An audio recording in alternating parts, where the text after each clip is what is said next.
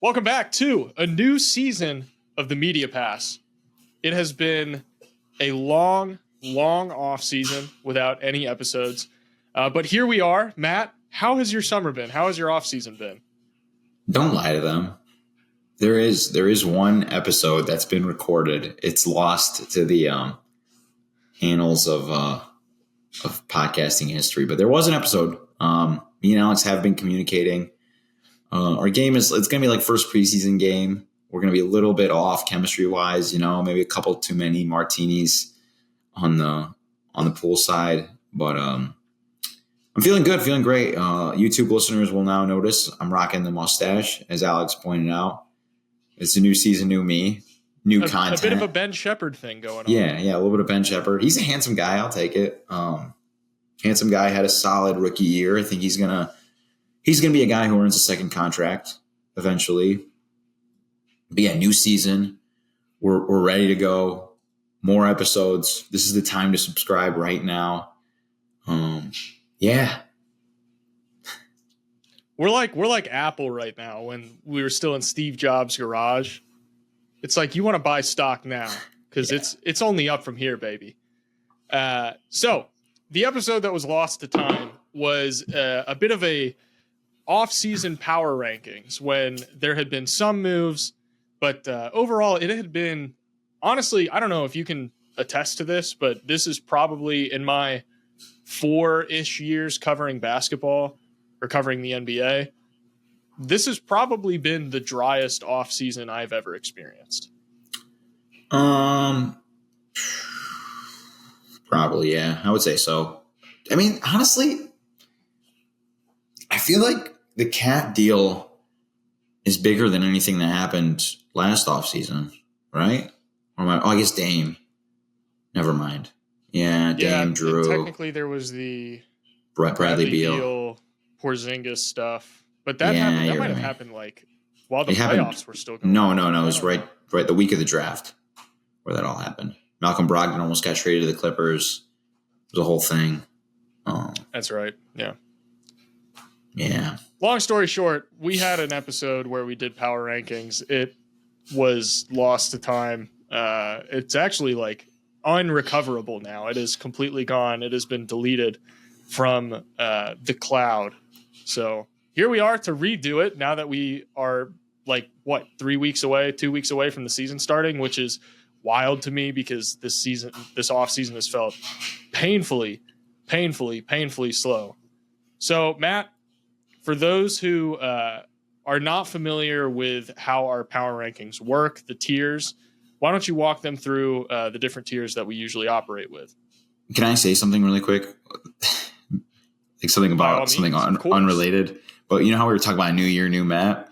I also have new glasses, guys. Yeah. So just a heads up. This is not cheetah print. This is turtle. These are male glasses. The lady who picked them out for me at the Beaumont Optometry, well, now it's Corwell Health, but that place, she picked these out. She guaranteed me that this is for men, not women. So yeah, new glasses. Now the tiers.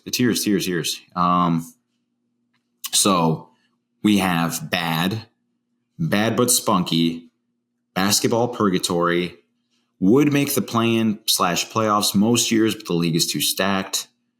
Good but not a contender, fringe dark horse contender, outer circle contender, and then we have the inner circle contenders, the teams with I would say like more than a 10% chance of winning the NBA title this year. So let's start off with the bad teams. Who do you have in the bad tier?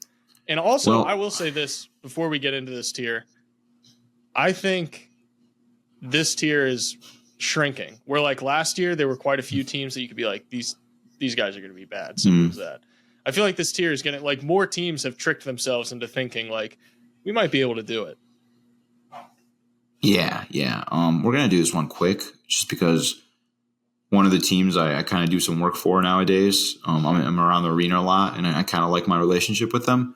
So we're gonna scoot over them really quickly. But I have 3 teams. I think that's what you have, right? Is it 3 teams? Okay, I got Indeed the Washington Wizards, Brooklyn Nets, and the Detroit Pistons. But yeah, is that what you had? I'd say, yeah, the Wizards, I think, are probably the clearest cut of just like, yeah, you're. Do you think there's any hope for my guy Poole? Are we ever going to see another Poole party? I just like the vision seemed pretty clear when he was with Golden State, where it was like, yeah, he's going to do a lot of scoring. The passing has like, he's never going to be able to be like a primary offensive facilitator, but at the very least, he can do some complimentary passing when like Curry's on the bench and Draymond's on the bench. And then he goes to the Wizards and it's like, oh no, he only wants to score. And it also doesn't look like he can do that very well currently. Sometimes guys just like PJ Washington's 3-point percentage was bad in Charlotte. And then like he goes to Dallas and all of a sudden he starts making threes again. I don't know if that actually ended up holding up, but just an example. But yeah, I don't know. I'm not holding on to any Jordan Poole stock, if that's what you're asking.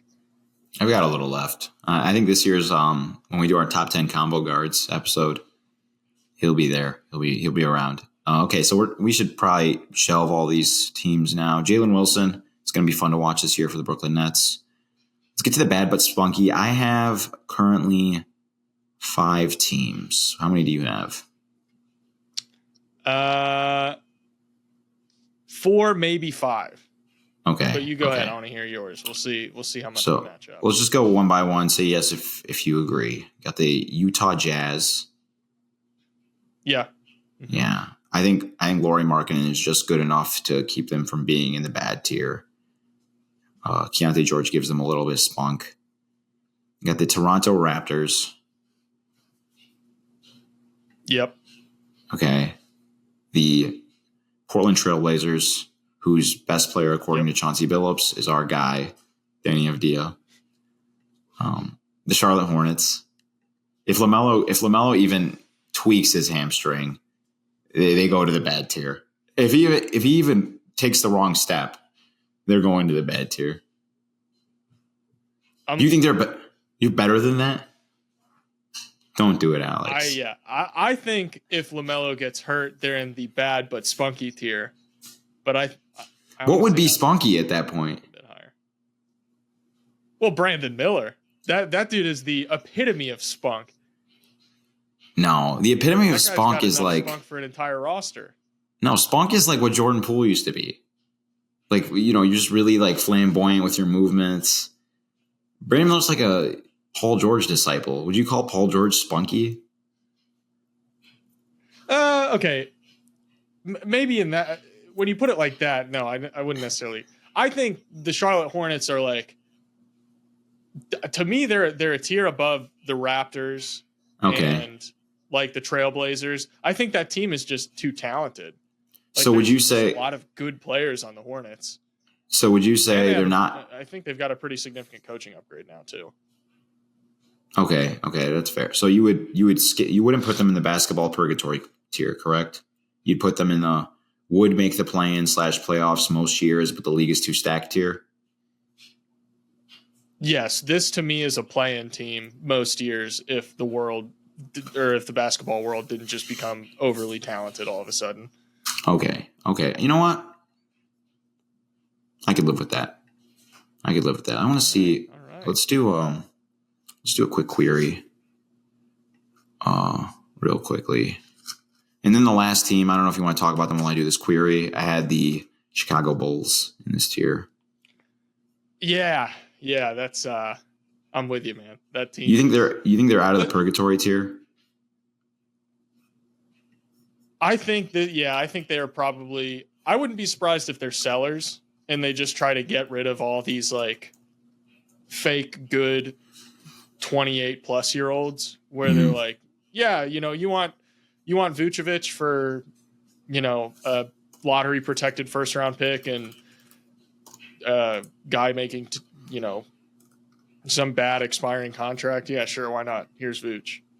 Somebody wants Zach LaVine for, a top 3 protected first round pick. Sure. Here you go. Like, stuff like, and I'm not saying that those guys are necessarily worth that, because I'm sure I said that, and I'm going to get like, depending on how many people actually listen to this episode, they're going to be in the comments being like, oh, Vucevic isn't worth the first round pick. Zach LaVine's not worth the first round pick in today's NBA. Blah, blah, blah. And I'm like, yeah, sure, whatever. You get my point. I think this team has the potential to do a lot of selling at the deadline. So people are on the record as saying our episode on Zach LaVine is like the most measured analysis of the state of the Chicago Bulls in the NBA Twitter sphere. You remember that? So that was like our, I'm trying to think of a good analogy, but that was like our breakout game. That was like, yeah. There we go. Not to toot our own horn, but come on, sometimes got to throw new a season, new us. Here and there. But right. So back to what I was searching up. So last season, according to Clean the Glass, LaMelo Ball plus 2.9 point differential, plus 2.7 point differential when he was on the court. Our guy Hoop Venue has a net rating, expected win pace calculator. Put that in. The Charlotte Hornets last season were playing at a 49 win pace in LaMelo Ball's minutes. So I mean, if he does stay healthy, that's probably it could be a mid-30s win team. I don't hate that, right? So okay, I'll give it to you. I'll grant you that, Alex. We're moving the Charlotte Hornets up to the would make the play-in / playoffs most years, but the league is too stacked tier. But before we talk more about that tier, do you have anyone in the basketball purgatory tier? I think what's interesting right now is that most teams have seemingly committed to a direction, whether they're conscious of it or not. Like some teams are going to end up being bad against their will, but it's like they're definitely going to be bad. And then the teams that are going to be good are going to be good. Like there's not like the Bulls. I think they're going to be bad this year because they're going to be bad. Like it's no longer we're in purgatory because we've tricked ourselves into thinking that we compete. It's like they can compete. It's like, no, they're just not good. And I think they realize that now. So yeah, this purgatory tier, I don't know who belongs in there. Like, I'm sure some people would say like the Heat, because Jimmy Butler's getting older and they've got some exciting young players that could potentially, start to build out this roster a little bit to get them back to being competitive. And it's the Heat. Like you never count out the Heat. Yeah. I'm not going to put them in this tier. You just can't. Yeah. I'm sure. My point is that some people would look at how they're constructed and see a ticking time bomb. I don't personally feel that way just because, like you said, it's the Heat. They're the Heat. They're going to find a way to make it to at least the second round or something ridiculous like that because it's the Heat. I'm sure some people would say the Hawks, even though I want to talk about the Hawks. I want to talk about the Hawks. We're going to have a conversation. Let's talk about in a second. Because last time, so we're good. No teams in basketball purgatory. Every front office is being run very optimally. Kudos to them. So we have the next tier would make the play-in playoffs most years, but the league is too stacked. We've already put the Charlotte Hornets in there. I originally, when we did this 2 months ago, had the Atlanta Hawks in there. I'm going to move them up another tier, so we're going to shelve that conversation for just a second. I have two other teams in this tier. Do you want to take a guess at who those could be? Ooh. Are they Western Conference teams? Both of them are Western Conference teams. One of them houses a prodigy that me and you get annoyed with how much people talk about. Oh, the Spurs? Yeah. I think they would a lot. If they were in the East, I think they would. Team? If they were in the East, they would probably. I think they're better than the Hornets. Probably better than the Charlotte Hornets. The other team was the Los Angeles Clippers. I don't think they're bad. Okay. I don't think their team's a bad roster, but they're just not gonna. They can't. That West is too scary. Well, also, I've been posting YouTube shorts lately. I'm dipping my toes into the waters of short form. You should check those out. And one of the things, go and shameless plug. It all synergizes, where a rising tide raises all boats.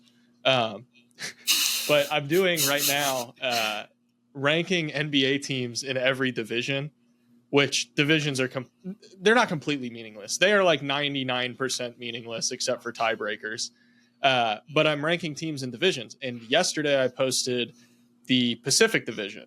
which comprised of the Clippers, the Lakers, the Warriors, the Suns, and the Kings, which, you know, on paper, you're like, oh, okay, well, some of those teams are actually good. Some of those teams are fake good. But the reality is all 5 of those teams finished within 6 games of each other. They were all, I believe, all of them were 45-win teams last year. So, like, that was a division where I looked at it and I was like, man, like, this could end up any order. Like, these teams are all super close to each other. But the one thing that I was pretty comfortable with was putting the Clippers on the bottom of that division because, dude, one injury to Kawhi, and it's like you're just James Harden and co. And that's not to say James Harden. It's like James Harden's still a great player, but, you know, can he be a guy that carries your team to like 45 wins if Kawhi has to miss, you know, 40 games? I'm not confident in saying that. Yeah, I don't think this version of him. And then they subbed out. They lost a lot of spacing, added kind of one-way forwards like Derrick Jones Jr., who, you know, he's a nice player. He was a starter on that Dallas Mavericks team, but we got to see very what's the word I'm looking for? Very bluntly, I guess, that his weaknesses, right? They were showcased at a high level. So yeah, I don't know. Don't buy it. I don't think Harden has that anymore in him, the ability to kind of wheel a team to 50+ wins. I think if you know what a good analogy for it is, they remind me a lot of that Wizards team when they had Russell Westbrook and Bradley Beal. It's kind of similar to that team, wouldn't you say? I can see that for sure. Yeah. Yeah. Okay, so cool. We're good there. We got those guys. What do we got next? Yeah. Good, but not a contender. I originally had 3 teams on here. I'm adding 2 more. So I'm dropping 1 team down and I'm moving 1 team up. The team I'm moving up, and I want to fire off a hot take because the team I'm dropping down, I just realized I think that the team I'm moving up is actually better than. To me, I think might be better this season. And this is a crazy, crazy take. Okay, but you ready? Oh, boy. I think the Atlanta Hawks are better than the Indiana Pacers. Whoa. All right, give me the elevator pitch. Dude. What crack did you smoke this morning that made you come to that conclusion? So if you look last year, when Trae Young gets hurt, DeJounte Murray gets to play basically with just shooters, defense, rim protection, right? And he's like the only main ball handler. Bogey was also there, but he's like a really good on-ball, off-ball secondary guy, so he can fit in with any primary ball handler. But they were playing at like a 44, 45 win pace, basically, when it was DeJounte with no Trae Young for that 20-game stretch.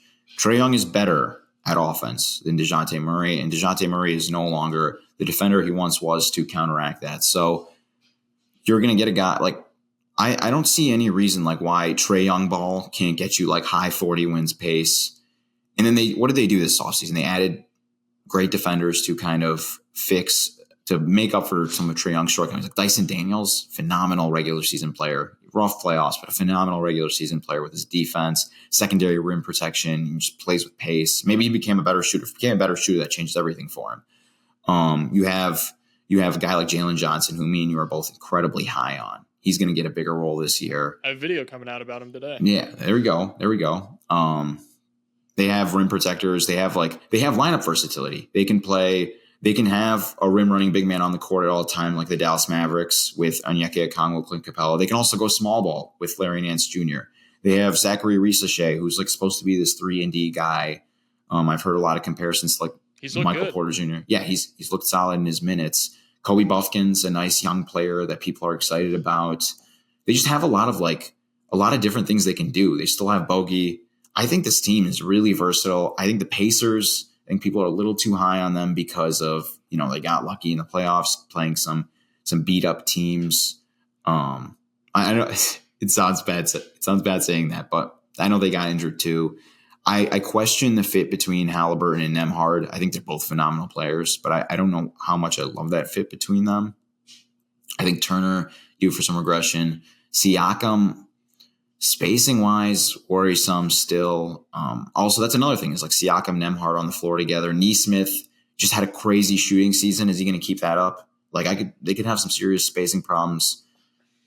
I don't know, man. I think this Atlanta Hawks team is feisty. And like the other thing is like, it's never like their standings never shake out the way we predicted. Like there's a lot of people thinking like this Pacers team, they just made the East Finals. Like they're a top 6 seed. Somebody's got to fall out of that top 6 that we think is going to be in the top 6. And I could see it being the Pacers.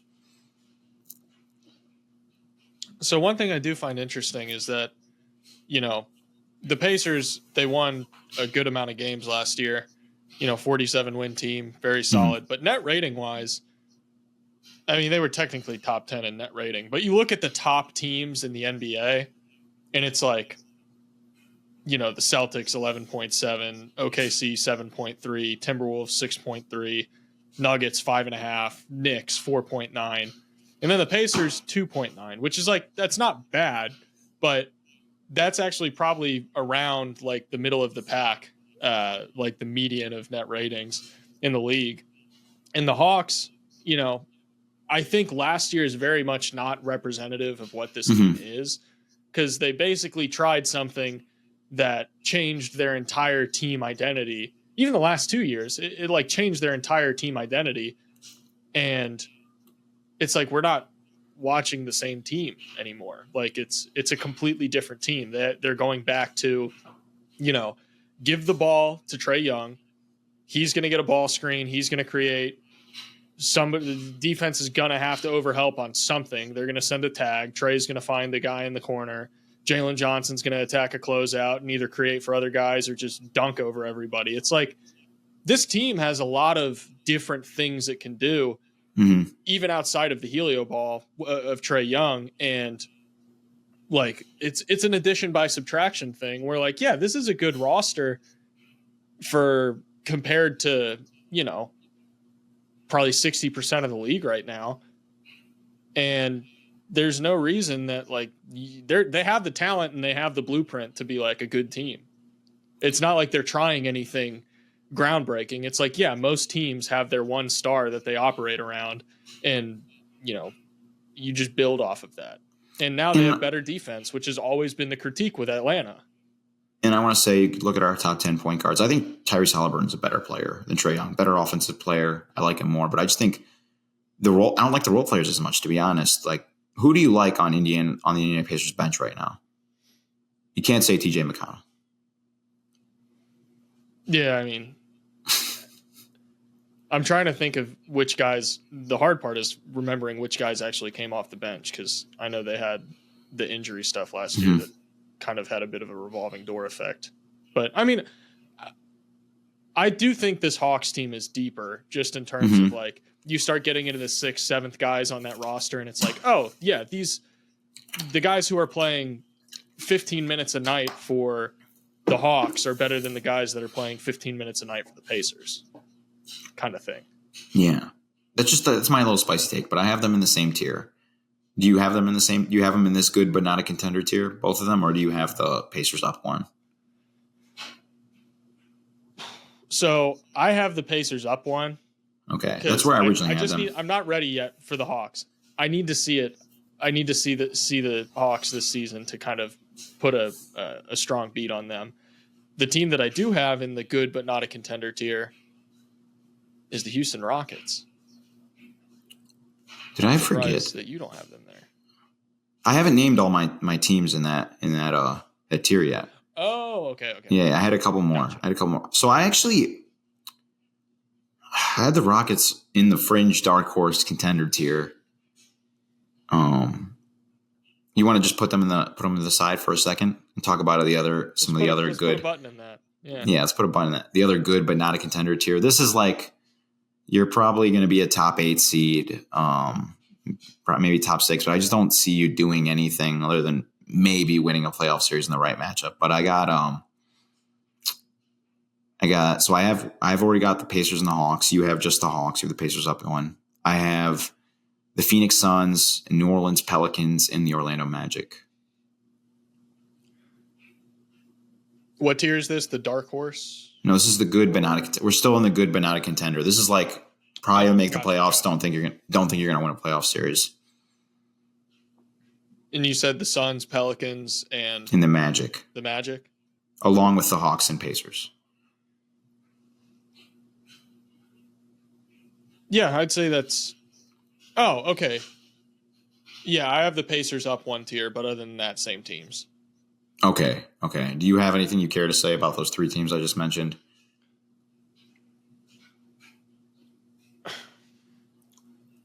What if the Pelicans are like good?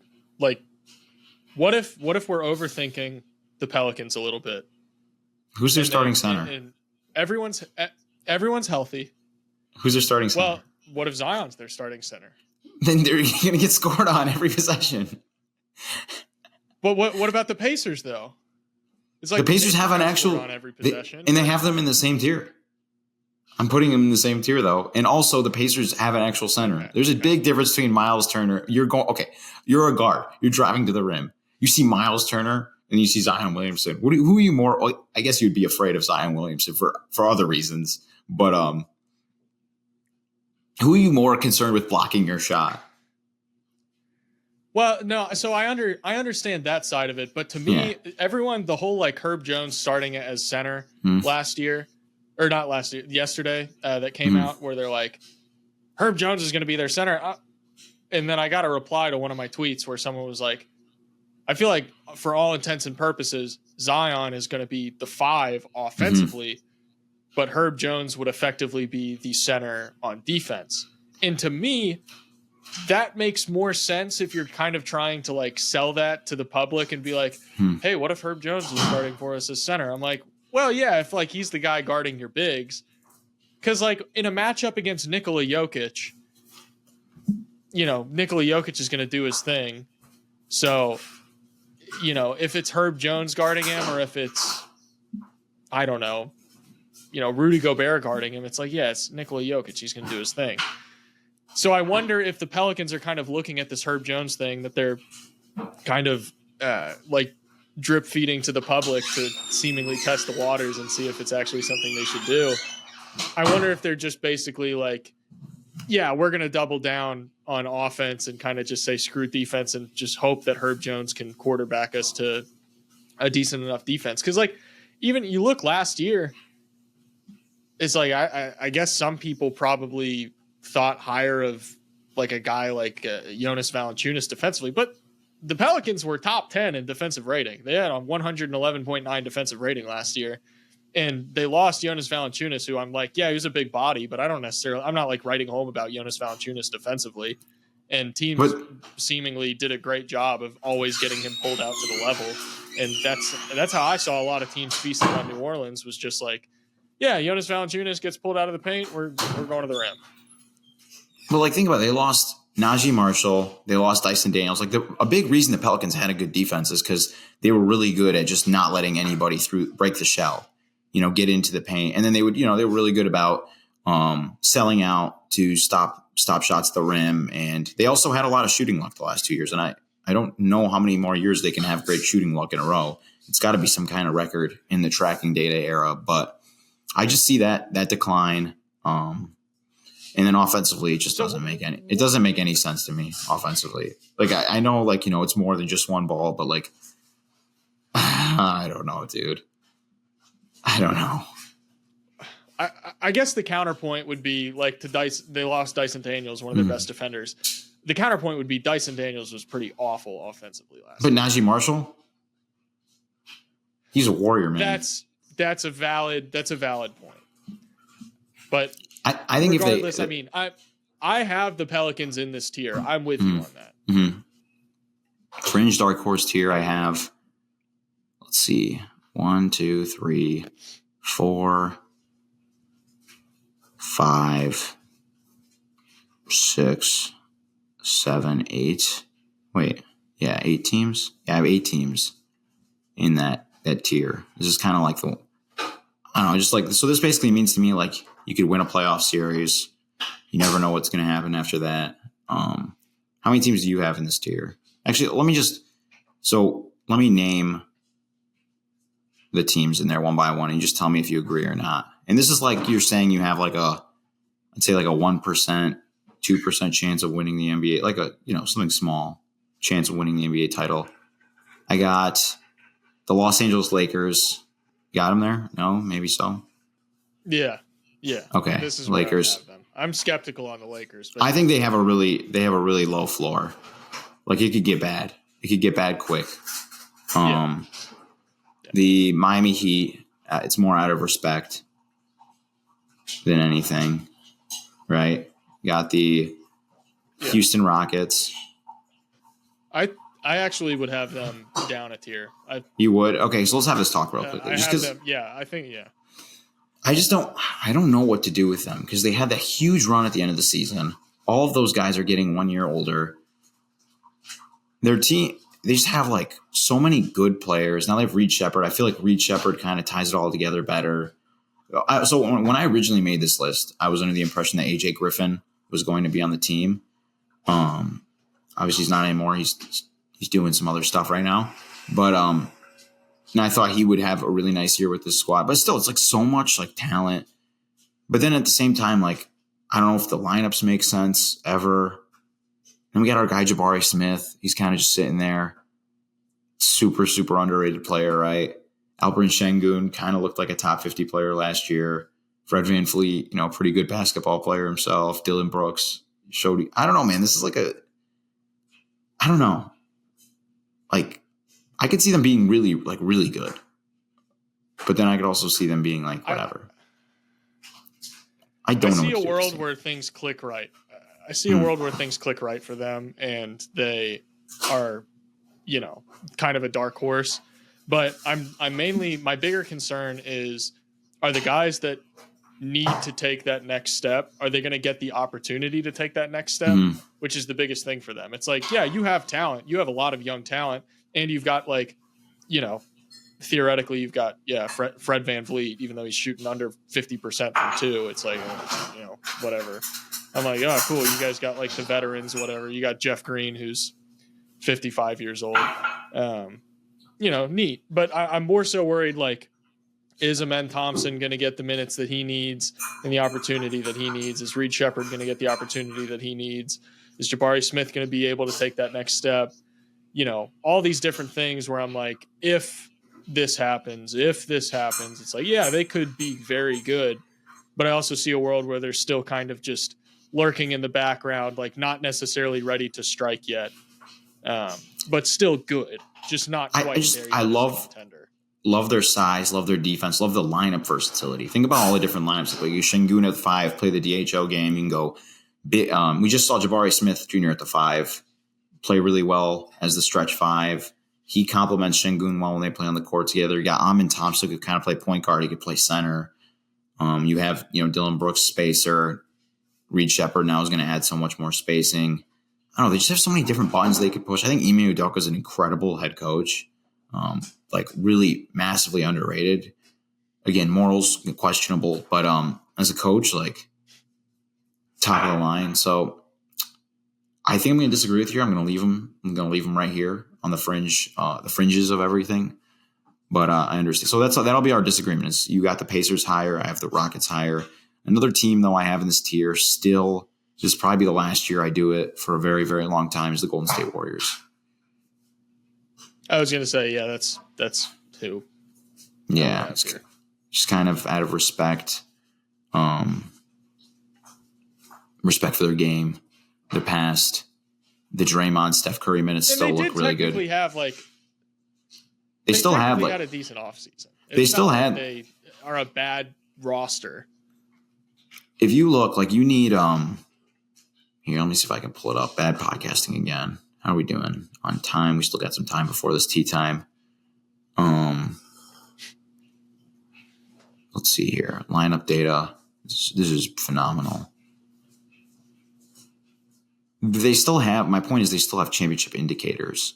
So one of the things I've noticed in the last 20 years is championship teams usually have at least one lineup that has at least 300 non-garbage time possessions together that has a +9 point differential, and it features like most of their best players. Last year, the Warriors had two of these lineups. They had their Steph Curry, Klay Thompson, Andrew Wiggins, Jonathan Kuminga, Draymond lineup, which is a plus 18.1 per 100. And then they had the Curry, Pajemski, Wiggins, Kuminga, Green lineup, which is a plus 12.5 per 100. And those guys are all still back. That second lineup I just named, all those guys will be back. Pajemski's another year older. They're really bullish on that guy, and I'm super bullish on him too. Kuminga's another year older. Me and you aren't as high on Kuminga as consensus, I don't think. You had a pretty good offseason adding D'Anthony Melton, Buddy Hield, Kyle Anderson. You have Stephen Curry. And I'll still keep him in the fringes, even though I think this is a team that I think has a really high floor, low ceiling. I'm still going to give them the nod over some of these other teams just because of their priors. And yeah, that's pretty much, and the indicators. Cool. Yeah, and they still have one of the best players on the planet with Steph, so I'm with you. Yeah, that's also very helpful. He did some cool things during the Olympics. I got four more teams. Got the Sacramento Kings, fringe contender. My Sacramento Kings. Got the Cleveland Cavaliers. I'm not going to quit on this team, man. I think Donovan Mitchell has the juice to be the best player on a title contender. I think he does, and I think if so they, too. Yeah, I'm with you. If they can just make the right trade, get some more lineup balance going. If they could trade Darius Garland for like just a really good role player, they're cooking with gas. Yeah, I'm 100% with you. I think this team is solid. And then last two teams in the fringe dark horse contender category, I got the Milwaukee Bucks and the Memphis Grizzlies. Yep. Yeah. There's a world where everything goes right for the Grizzlies this year, and this team is like a top 3 seed. I originally had them as an outer circle contender, and then the Gigi Jackson injury happened, and I'm like, here we go again. Like, this is just not, it's not like, I'm not saying Gigi Jackson makes or breaks this team. I think he's actually really important to them. But it's just, I feel like it's happening again, and it's so sad because this is, honestly, they can, and this is, please don't take this personally.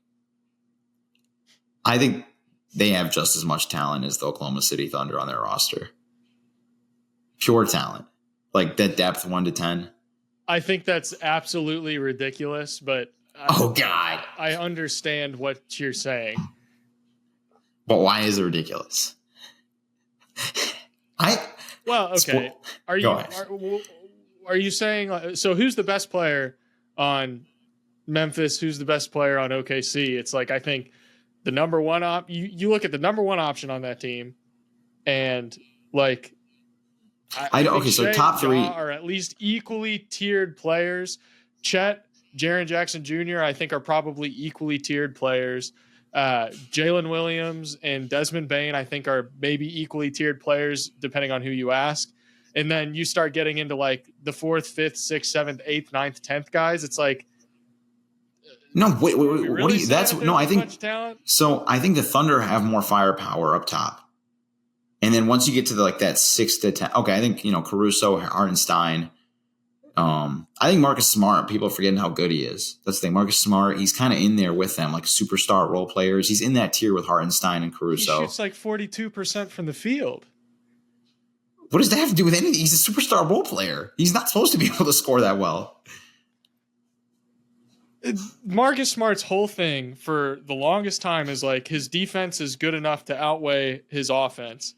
Great passer. Great passer. Good. Do you remember that game 1 against the Brooklyn Nets? He's a solid passer. I wouldn't call him a great passer. Game 1 against the Brooklyn Nets.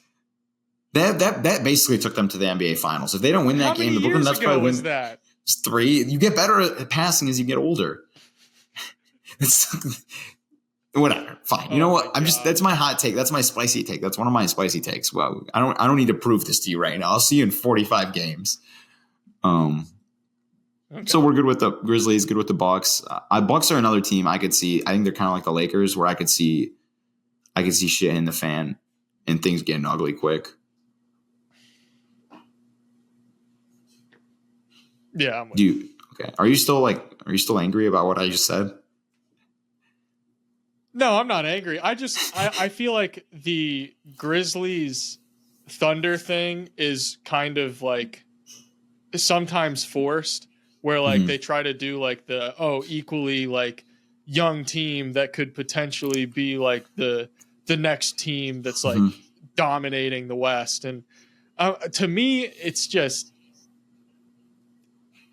maybe it's bias. I really don't think it is. I mean, I look at this Thunder team last year, how good they were already, and then they addressed all of their concerns this offseason. And I'm sure we're going to see the holes in this Thunder team, but people have been talking about it on Twitter. It's like, who do you target on this team? And I'm like, that's a good point. Who do you target? Who's the weak link offensive? Like, who are you helping off of? And it's like, yeah, that's a good point. Who are you helping off of? Like, Shai's drilling pull-up threes with the best form we've ever seen him shoot with. Like, it's so fluid.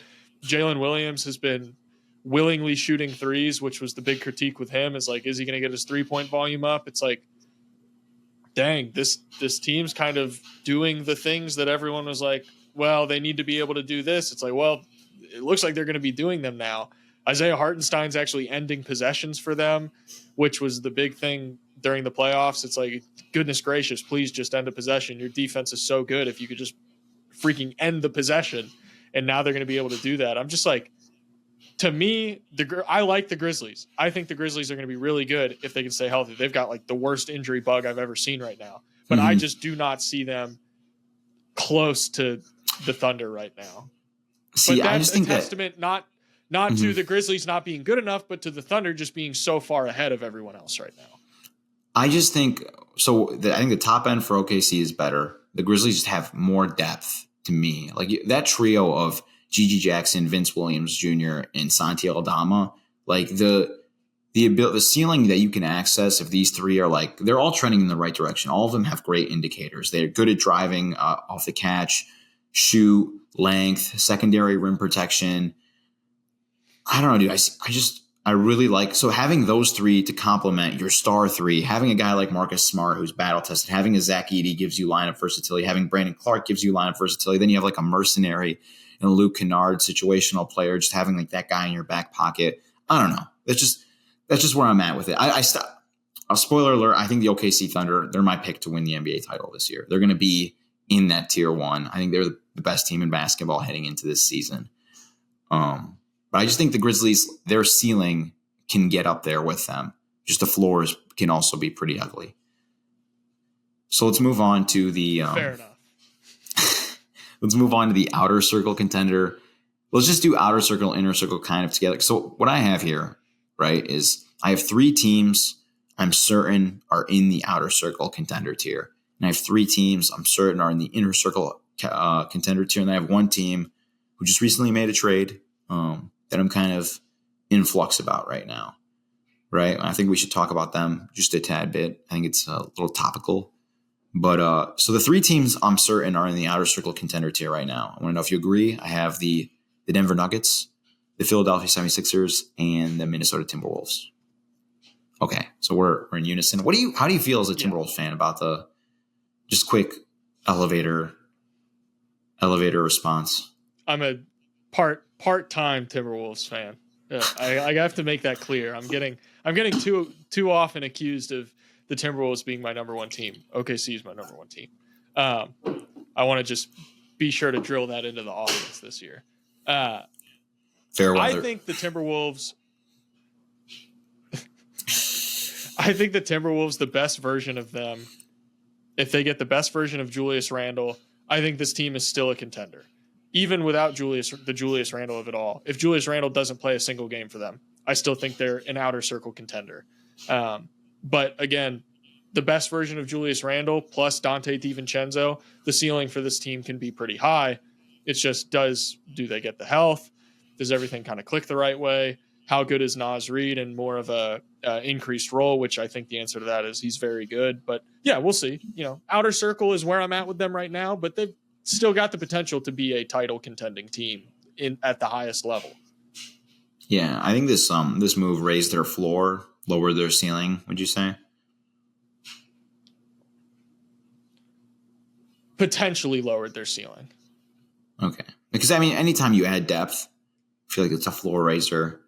Ceiling, I just don't know if they can put together a lineup that perfectly balances. And that's something you guys are going to hear me talk about all season, right? Is lineup balance. Can you balance shot creation with physicality, rim protection, spacing, right? And I feel like there's not like a great blend. Like if they wanted to play Anthony Edwards and Mike Conley and Dante DiVincenzo together to get more spacing and offense, then you're small. Even if you put like Julius Randle and Rudy Gobert out there, right? Because you got three smaller guys. If you want to put Jaden Daniels in there instead of Julius Randle to get more spacing, then you're really small, right? Or if you want Jaden Daniels with Julius Randle and Rudy Gobert, and then Anthony Edwards, Dante DiVincenzo, then you don't have enough creation anymore, right? So it's like a wonky mix. But 76ers, I think the big thing for us, both of us, depth, injury concerns, it pretty much writes itself. The Denver Nuggets, wait and see mode. There's a world where I could see their bench got better, right? Adding Russ, adding Dario Saric,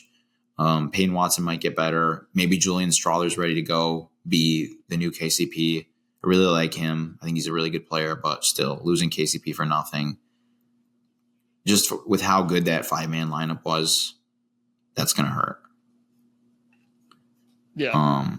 Yeah. So that the one team I oscillate in and out of between inner outer circle title contenders, of course, the New York Knicks. What do you think?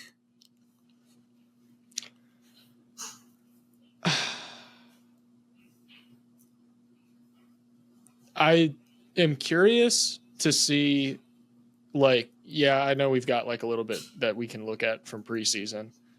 I'm curious to see what Mikal Bridges looks like defensively.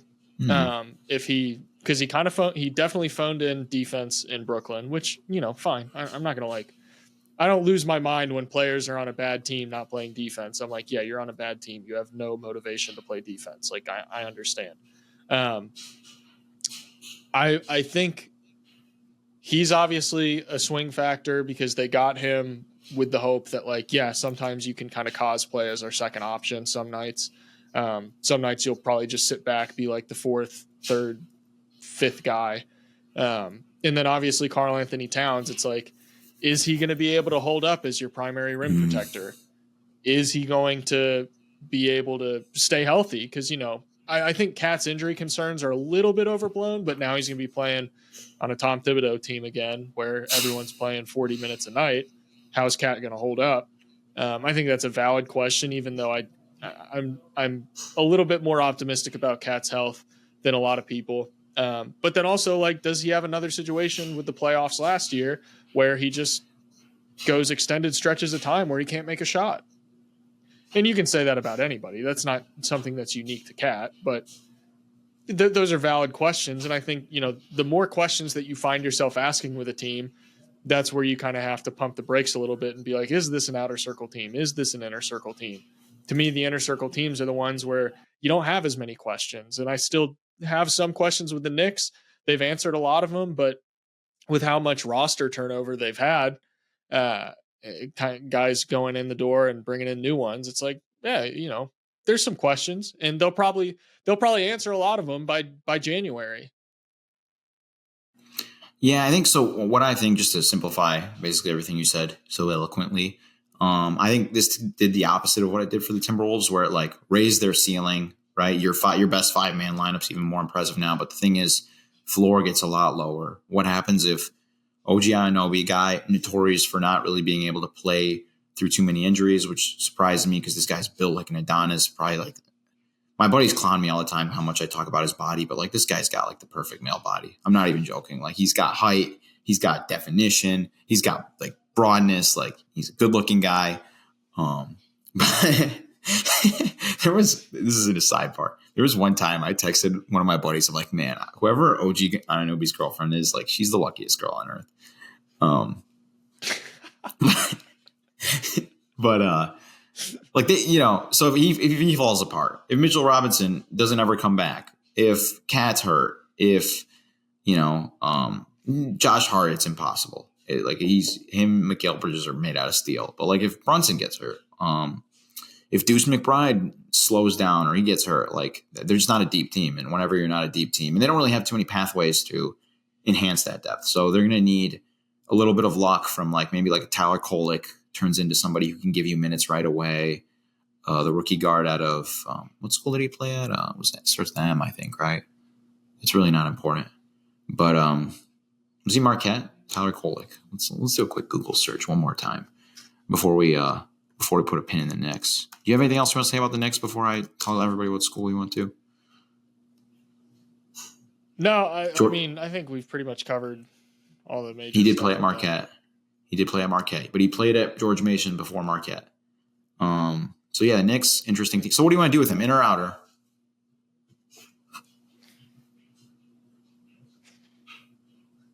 I'm going to say inner. Okay, me too.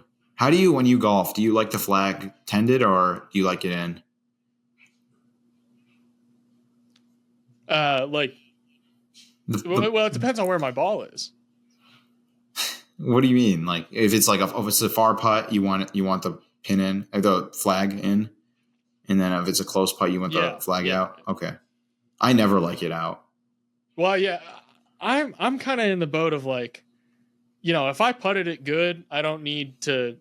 If I'm chipping, like a short chip, I always want it in because sometimes you can kind of get lucky, use it as a backboard. But if I'm putting, I pretty much always want the pin out because I don't have good enough control over my speed to where I'm like, I'm going to bank this off of the pin. I'm like, if I miss the putt, I miss the putt. Like the pin isn't going to make a difference for me. Really? I feel like there's been times where I've been saved. Just like I hit it too fast and then I like just bank shot. Tim Duncan did.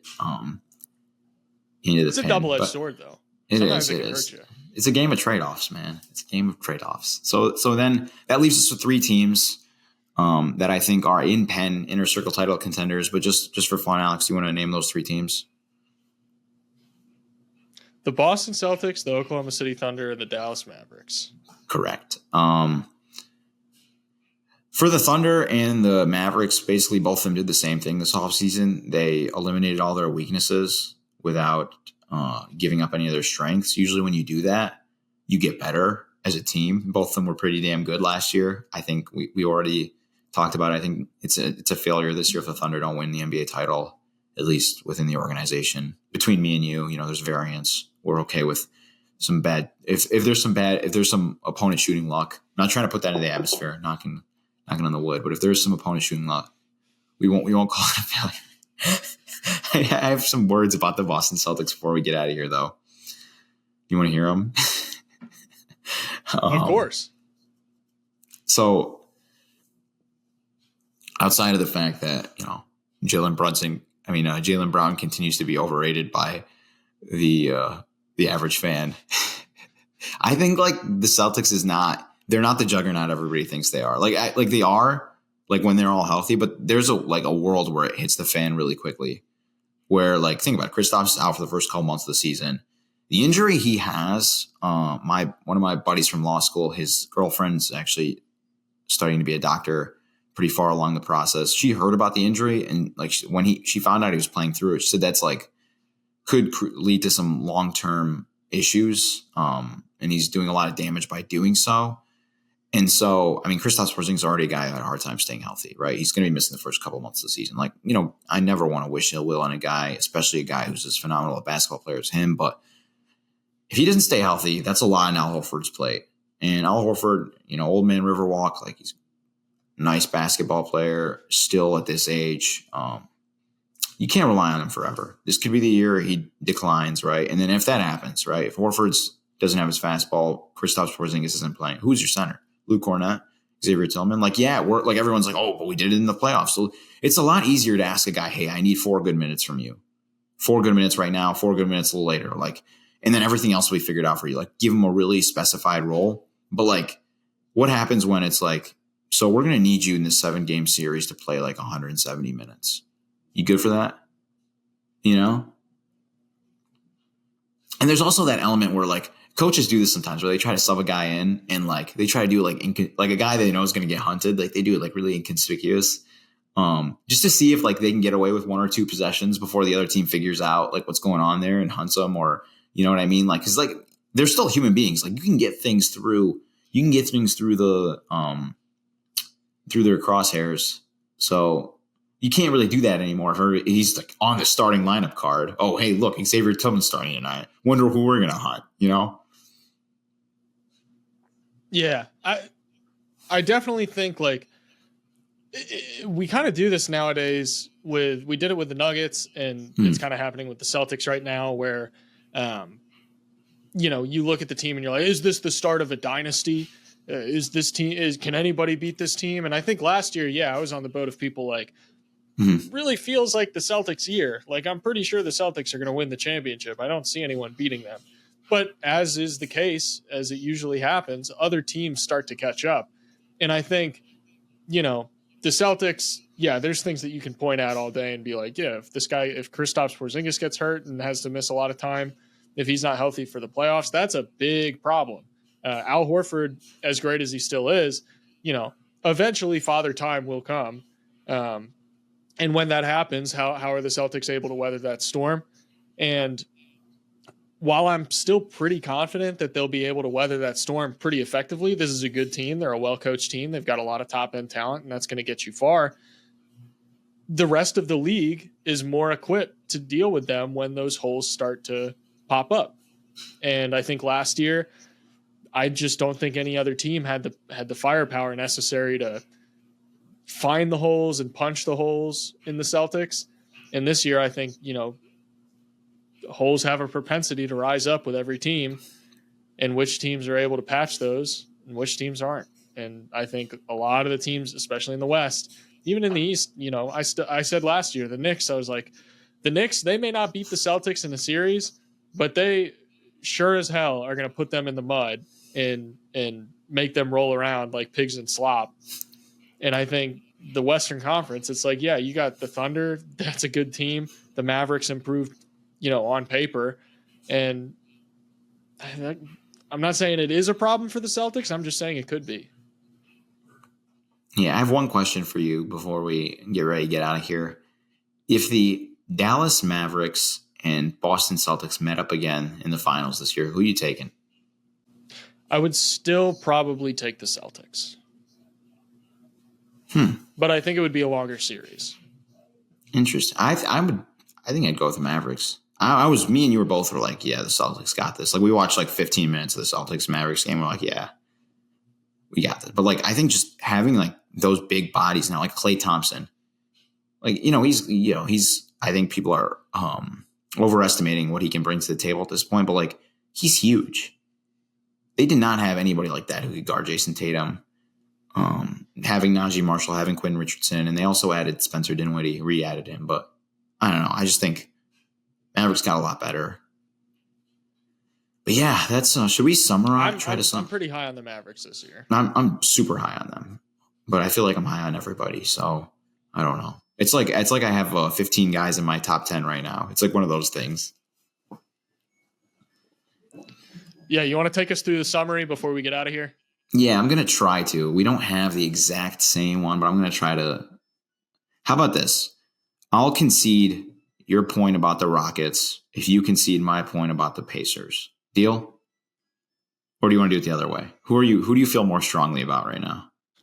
I'm good with that concession. That's fair. Okay, good. So in the bad tier, we have the Brooklyn Nets, Washington Wizards, and the Detroit Pistons. The bad but spunky tier, we have the Utah Jazz, Toronto Raptors, Chicago Bulls, Portland Trailblazers, and Charlotte. No, we actually crossed that out. We moved them up. Nobody in the basketball purgatory tier. In the would make the play-in / playoffs most years, but the league is too stacked tier, we have the Charlotte Hornets, the Atlanta Hawks, the San Antonio Spurs, and the Los Angeles Clippers. In the good but not a contender tier, we have, I messed that up again. The Atlanta Hawks are in this tier with the Orlando Magic, the Pelicans, the Suns, and the Indiana Pacers. That was the concession Alex made. The fringe dark horse contender tier, we have the Grizzlies, the Bucks, the Cavaliers, the Kings, the Warriors, the Heat, and the Lakers. I also noticed that I messed up the Rockets. The Rockets are in the good but not a contender tier. So just make that mental note. The outer circle contenders. This is what really matters, so I'll get this right. We have the Nuggets, the 76ers, the Timberwolves, And then the inner circle contenders, we ended up with 4. We have the Thunder, the Celtics, the Mavericks, and the New York Knicks. That wasn't bad. That wasn't bad reading. I haven't podcasted in 2 months, man. You know, I'm a little bit it's been a while. out of We're sorts. rusty. We're shaking off the and I'm a little rust. scatterbrained. I'm like naturally a scatterbrained guy. You know, so to be expected. And we're gonna make it work. We're gonna get right back into it. And guys, if you made it this far, thank you for listening. Thank you for watching. If you're watching on YouTube, be sure to leave a 5-star rating on whatever podcast platform you're listening on.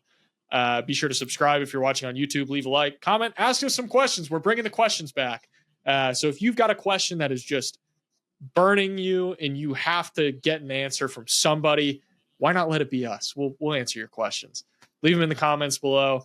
If you leave a 5-star review, leave a comment or leave a question in there. We'll answer it.